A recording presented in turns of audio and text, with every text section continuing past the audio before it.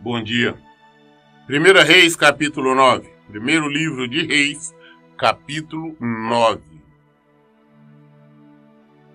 Depois que Salomão finalizou a construção do templo de Deus, o palácio real e tudo mais que havia projetado realizar, Deus, o Senhor, apareceu outra vez a ele como havia ocorrido em Gibeon. Então, nós sabemos que essa aparição foi em sonho, porque foi exatamente como tinha acontecido anteriormente, quando Deus apareceu para ele em sonhos e falou que daí ele pediu sabedoria. Deus deu muito mais do que isso. E Deus falou a Salomão: eis que eu vi a oração e a súplica que me dirigiste. Consagrei esta casa que construíste para que nela habite o meu nome para sempre. Os meus olhos e o meu coração estarão presentes ali todos os dias. Quanto a ti, se procederes diante de mim como teu pai Davi, em honestidade, integridade de coração, se agires de acordo com as minhas orientações e obedeceres os meus mandamentos e ordenanças, então firmarei para sempre o teu trono e tua realeza sobre Israel, como prometia Davi teu pai, declarando: jamais te faltará um descendente sobre o trono de Israel. Porém, se vós e vossos filhos me abandonardes, não observando os meus estatutos e normas que vos prescrevi, e desviando-vos para seguirdes outros deuses e divindades, prestando-lhe cultos e adoração, então erradicarei Israel da terra que lhes dei. Rejeitarei para longe de mim este edifício que santifiquei para a habitação do meu nome. Israel será motivo de zombaria entre todos os povos. Este templo, hoje tão sublime, será para todos os transeuntes motivo de espanto e horror, e com escárnio exclamarão: porque o Senhor agiu com tamanha severidade contra esta terra e este templo? E a resposta que ecoará será: porque eles abandonaram Deus, o seu Deus, que fez sair seus antepassados da terra do Egito, porque se apaixonaram por outros deuses e lhe prestaram homenagens, culto e adoração. Por este motivo, Deus fez cair sobre eles toda esta desgraça. Deus aparece mais uma vez para Salomão em sonho, fala: olha, eu vi sua oração. Aquela oração que ele fez, consagrando o templo, clamando. Eu vi tua oração, ela será aceita. O templo que você fez, dedicando-se a mim, será aceito. Mas se você obedecer aos preceitos, às ordenanças, aos estatutos, se você agir com honestidade, então sim, o templo permanecerá, você permanecerá, os teus descendentes permanecerão reinando. Mas se desobedecer, vai acontecer o pior. O templo será derrubado, eles sofrerão, Israel sofrerá. Isso em virtude da desobediência. E isso nós estamos lendo, nós vamos ver mais à frente como aconteceu exatamente. Nós vamos ver que, por mais que Deus tenha falado com Salomão, para Salomão ser obediente, para Salomão não adorar outros deuses, para não adorar outras divindades ou prestar culto, Salomão errou e feio. Nós vamos ver o final, quando Salomão abandona o Senhor. Depois disso, outras gerações vieram acontecendo com a questão sucessiva. E realmente o templo foi derrubado. O templo acabou. O povo passou por fome, miséria, morte, peste. O povo foi conduzido em um cativeiro. Ficou cativo na Síria, ficou cativo na Babilônia. Isso em virtude do pecado, da desobediência. A palavra de Deus fala que aqueles que muito foi dado, muito será cobrado. Deus deu muito a Salomão. Mas Salomão, infelizmente, não soube manter-se na obediência. Isso nós vamos ver. Deus falou, olha, eu vou manter, eu aceito sim o templo.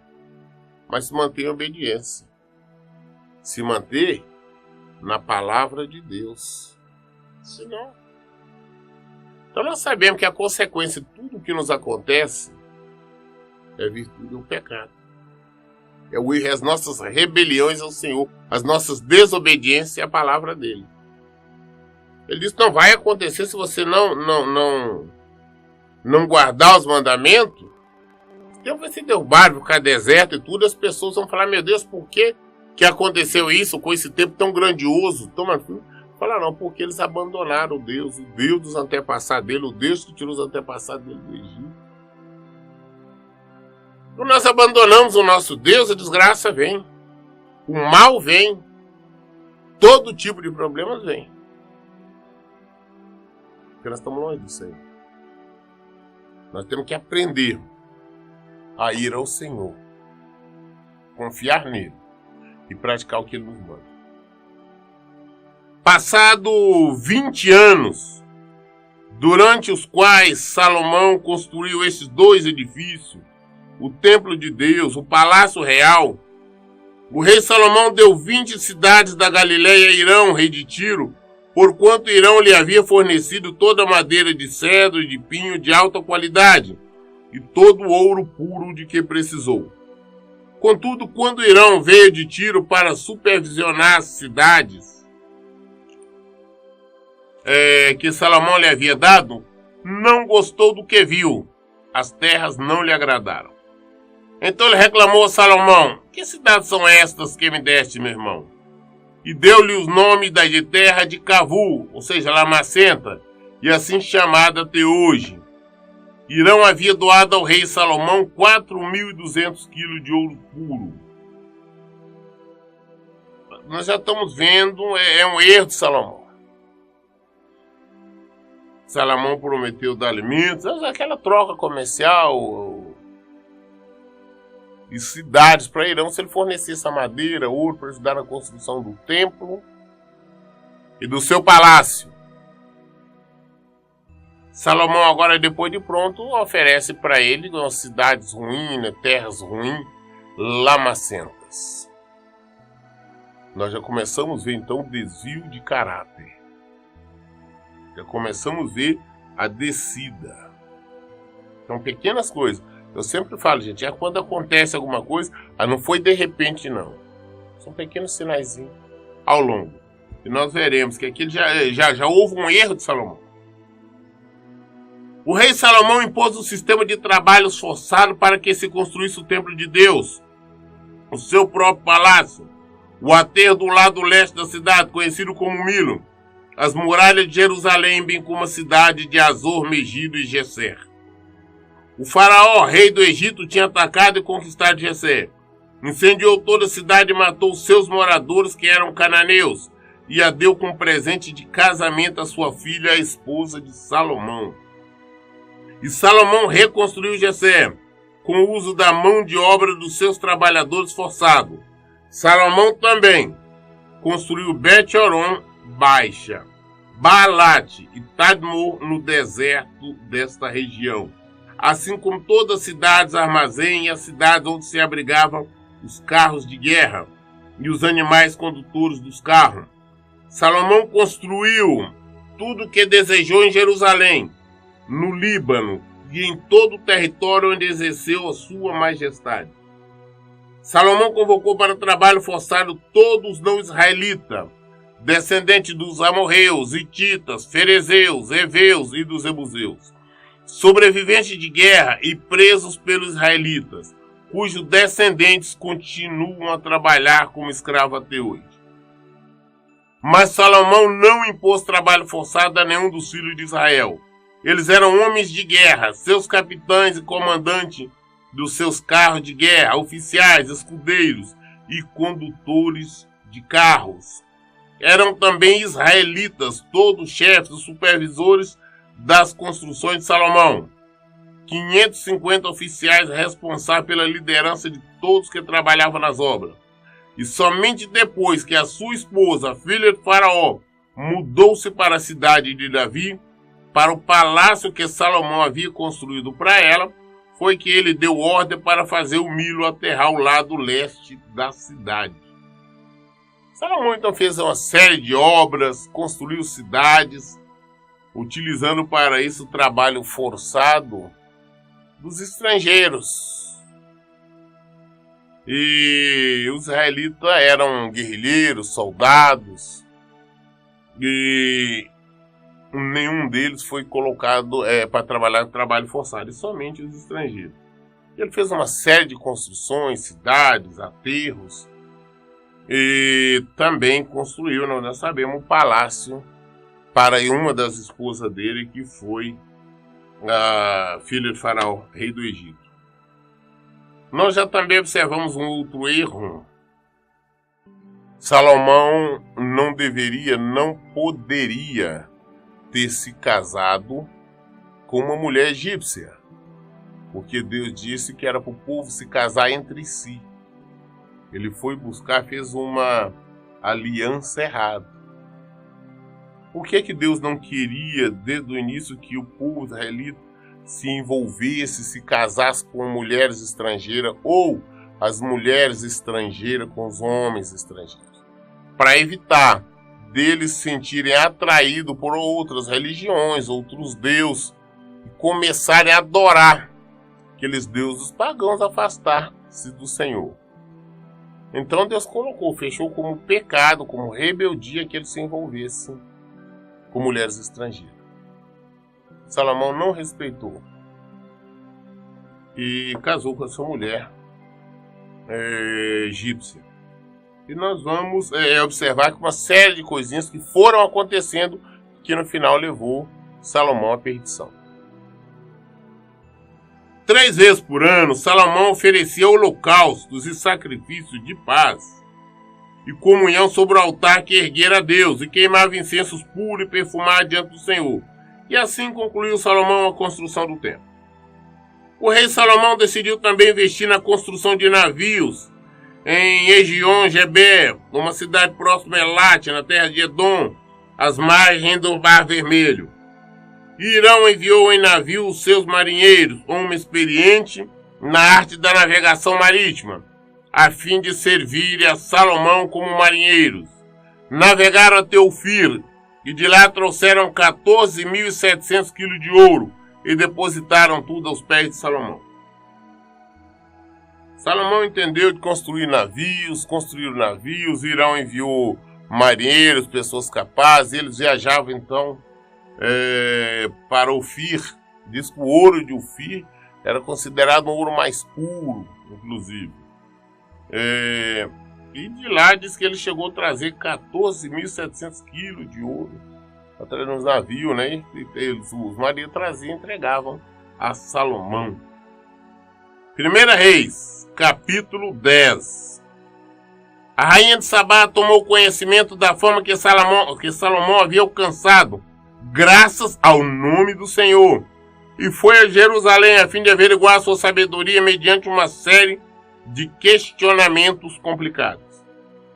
Quando chegou acompanhada de uma enorme caravana com camelos carregados de especiaria, grande quantidade de ouro e pedras preciosas, colocou diante de Salomão todas as indagações que havia preparado.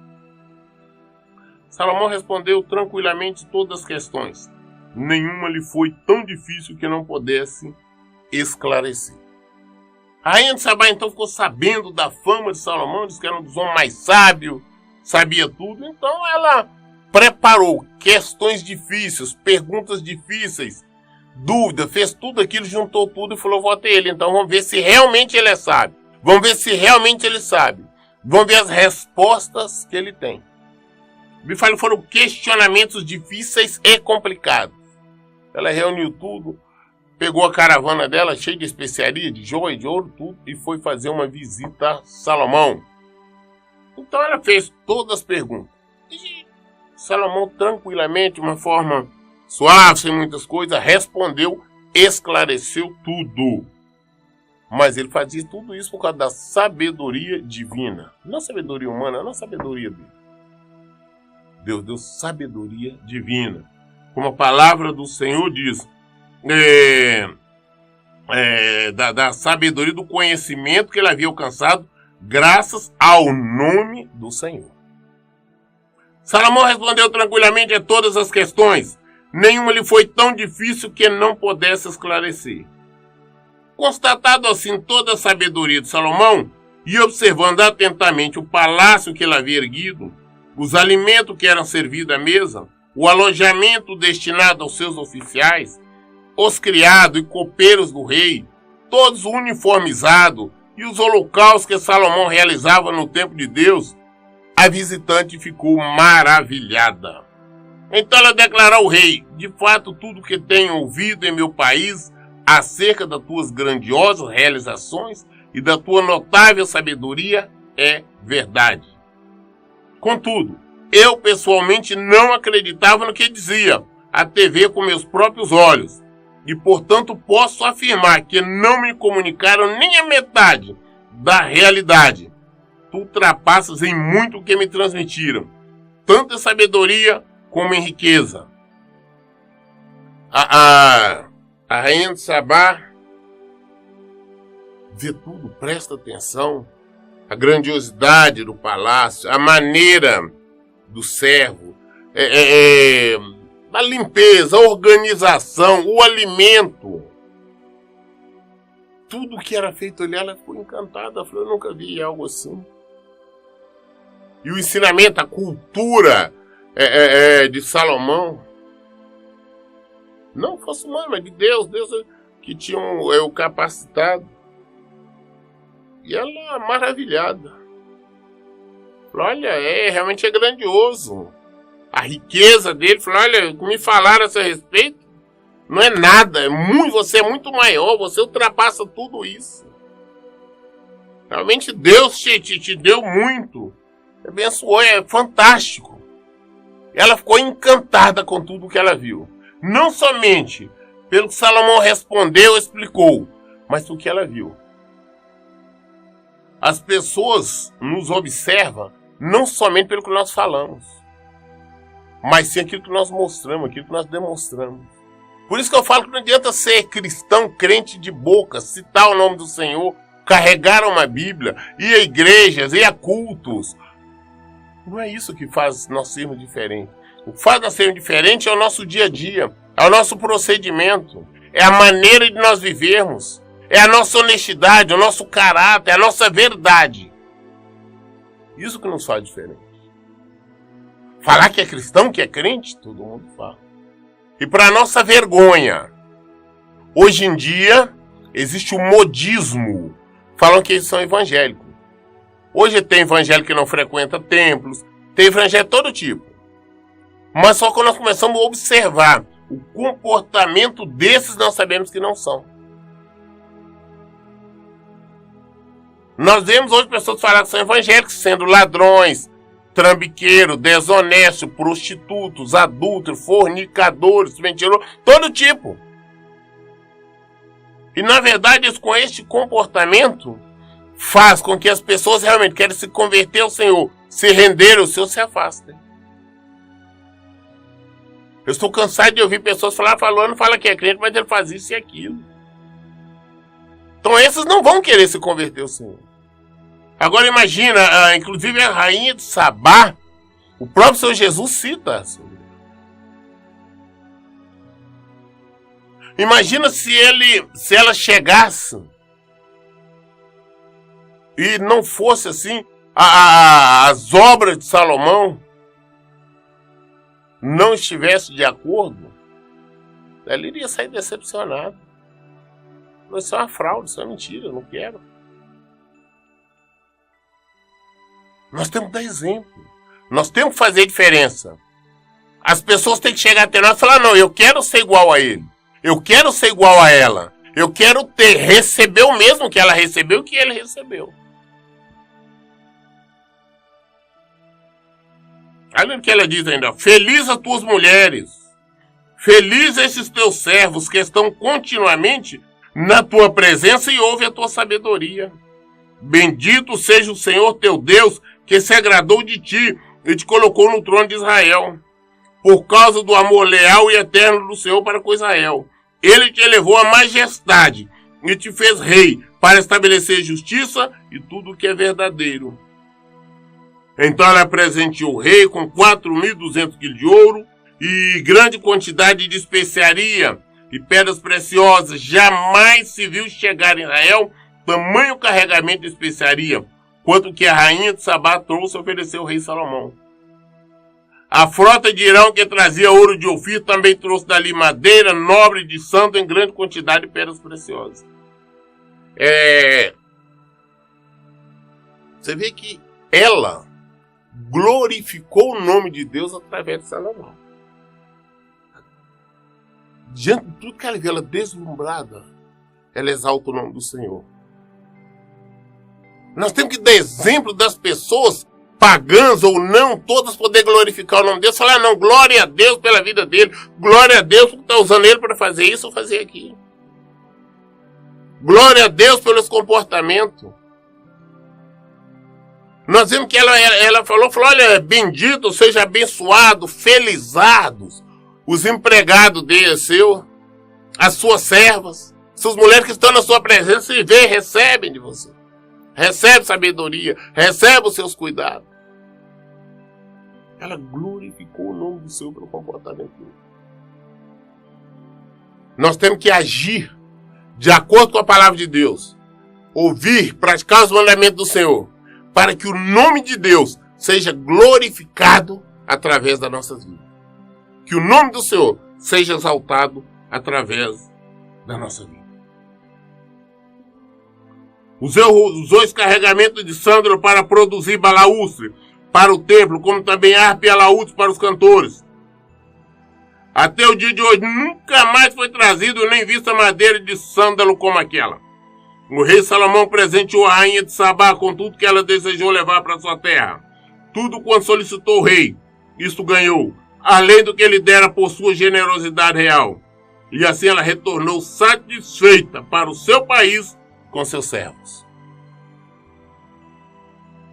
Ela presenteou muito a Salomão com ouro, com especiarias. E também liberou madeira no país dela para ele pegar sândalo e tudo mais. E ele também depois deu presentes a ela. O peso do ouro que chegava às mãos de Salomão anualmente era de 23.300 quilos. Além dos impostos e taxas que eram pagos por mercadores e comerciantes em geral, por todos os reis da Arábia e pelos governadores do país. Então Salomão tinha uma renda de faturamento só de ouro em torno de 23.300 quilos anual. 23.000 quilos. 23 toneladas de ouro anual. Além dos impostos e taxas que eram pagos mercadores. O rei Salomão mandou produzir 200 grandes escudos em ouro batido e foram utilizados 3,6 kg de ouro para folhear cada um. O rei também ordenou que fossem feitos 300 escudos pequenos e folheados com 1,8 kg de ouro batido em cada escudo. E o rei mandou colocar todos esses escudos no Palácio do Bosque, no Líbano. Salomão mandou fazer ainda um grande trono de marfim revestido de ouro puro. Este trono tinha 6 degraus, um espaldar arredondado na parte superior, braços de cada lado do assento, e a escultura de 2 leões em pé próximo a cada um dos braços do trono. Havia também 12 leões nos 6 degraus, um em cada ponta de cada degrau. Nada igual havia sido produzido em nenhum outro trono, outro reino conhecido. Salomão fez um senhor trono para ele, com 6 degraus, né? Subi, tinha 6 degraus. Em cada lado do degrau, uma figura, uma imagem de um leão de ouro ali, de um lado e do outro. Só ali tinha 12 leões, no encosto lá em cima também. A soberba procede à queda. Quem disse isso, inclusive, foi o próprio Salomão, está lá em Provérbios. A riqueza, o poder, tudo isso subiu, dominou a mente e o coração de Salomão. Ele fazendo obras grandiosas e tudo. Deus deu conhecimento, deu sabedoria, mas ele deixou a carne dominar. Nós, em breve, possivelmente amanhã, nós já vamos começar a ler e estudar os erros de Salomão, o erro que conduziu à derrocada final dele. Este homem que recebeu muito de Deus, conhecimento, no início ele com humildade pediu sabedoria e pediu conhecimento. Deus deu muito mais, deu riqueza, deu tudo. E Salomão, agora nós estamos vendo o que ele está fazendo, ele está se corrompendo. Todas as taças usadas na corte do rei Salomão eram de ouro, bem como todos os utensílios do palácio do bosque do Líbano. Não havia nada de prata, pois a prata não tinha grande valor comercial nos dias de Salomão. Efetivamente, o rei controlava uma frota de Tarsis, navios mercantes que navegavam juntamente com os navios de Irão. De 3 em 3 anos, a frota do navio mercante retornava trazendo ouro e prata, marfim e animais exóticos como os macacos e pavões. O rei Salomão tornou-se o homem mais rico e mais sábio de todos os reis sobre a terra. Na época, o mais rico e o mais sábio era ele. O rei mais rico.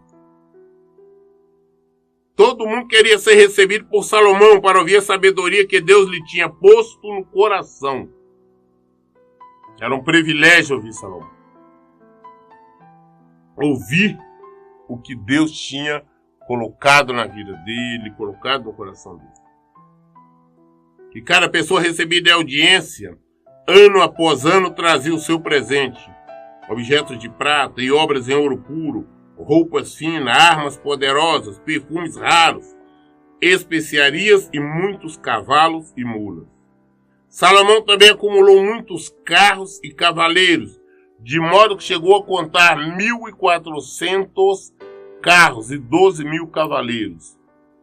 Posicionou um determinado contingente em algumas cidades estratégicas, e a outra parte da guarnição permaneceu perto dele em Jerusalém. O rei tornou a prata tão comum em Jerusalém quanto as pedras e os cedros, quanto o síncamo das campinas, a figueira dos frutos desprezados. Os cavalos de Salomão eram importados do Egito e de Queve, Cilícia, onde os agentes do rei negociavam os preços e os compravam. Também, Deus tinha dito que não poderia estar acumulando cavalo nem importando cavalo. Ele fez tudo aquilo que Deus disse para não fazer. Essa que foi a questão. Não era, ele não deveria ter tantos cavalos, mas ele fez. Trazia-se do Egito um carro por 7 kg e 200 gramas de prata, e um cavalo por 1 kg e 800 gramas, e os exportava para todo o rei dos hititas e dos arameus. Salomão, diante do poder, sabia que Deus tinha falado com ele, então ele achava que ele poderia decidir e que seria o melhor. Ele fez a série de pequenas desobediências, algumas rebeldias, foi acumulando. E agora, no final, nós vamos ver a maior delas, E nós concluímos hoje o capítulo 10 de 1 Reis. Amanhã nós vamos iniciar no 11. Já começamos amanhã, Deus nos mostrando toda a desobediência e a derrocada final de Salomão. A desobediência. E nós veremos que ele vai morrer em desobediência. Salomão, o homem que escreveu Cantares, Eclesiastes, Provérbios, se perdeu. Deus do tempo todo falou com ele. Se ele obedecesse, se ele guardasse os mandamentos, os preceitos, os estatutos, seria vencedor. Mas não. E em consequência disso, nós vamos ver que Israel foi dividido. A divisão de Israel vem a partir daí. Muito bem, amanhã nós começamos no capítulo 11, hoje nós concluímos o 10. As respostas, as dúvidas, estão na Bíblia. Por isso, em todo tempo eu digo, leiam e pratiquem a Bíblia. Que Deus abençoe. Tenham um bom dia.